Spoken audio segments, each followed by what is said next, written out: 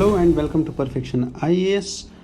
आज हम बात करेंगे एक ऐसे आर्टिकल की जो आज के द हिंदू न्यूज़पेपर में आया था and this article was about additional tyre 1 bonds और AT1 bonds.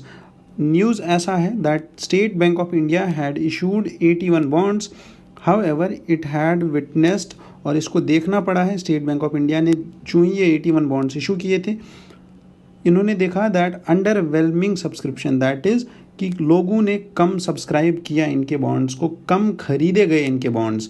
Why is a bond issued? It's issued to raise funds from the market. जब भी कोई बॉन्ड इशू किया जाता है वो इसीलिए इशू किया जाता है ताकि उस बॉन्ड से मार्केट से उधार लिया जा सके पैसा। And this is a debt instrument, it's a debt instrument. And now the thing is कि जब SBI के बॉन्ड्स को कोई सब्सक्राइब नहीं कर रहा है, the other PSUs they are in apprehension, उनको ये लग रहा है that it will be harder for other banks also, that they can not easily raise money from the market. What are these 81 bonds? These are the instruments which are loss absorbing instruments. अब ये loss absorbing instruments क्या होते हैं? 81 bonds का origin कब हुआ था? After the 2008 financial crisis. उस टाइम पे क्या हुआ था? This crisis was due to the economic structure and the demand which changed at that point of time. और demand, और आपके लिए assignment होगा that you check what is Keynesian economy or what is Keynesian concept of demand economy. Fine. And the thing is कि ये जो crisis हुआ 2007-8 का, इस टाइम पे the economists of that time they suggested to form these bonds which are known as 81 bonds.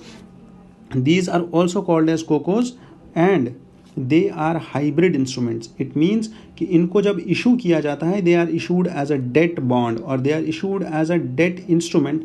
However जब भी market में ऐसा लगता है that the bank is facing severe shortage of funds और the bank is facing loss, these bonds are converted into equity so that the losses are covered from the equity and there is less demand of bailouts.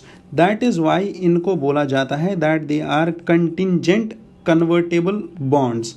So they are convertible when there is contingency. आपको ये समझना होगा that they are converted into shares, they are converted into equity when there is contingency. So now who can issue these bonds? Scheduled commercial banks, PSU banks, or any other bank can issue these bonds.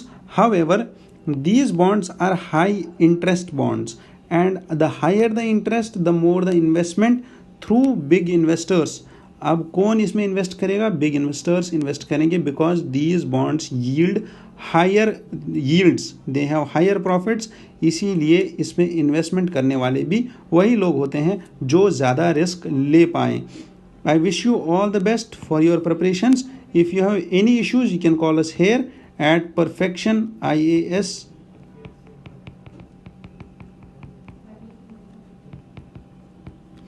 Delhi and Patna, we welcome all of you here, and you come and join us in our mentorship sessions. You come and join us in our UPSC Foundation batches. Thank you once again.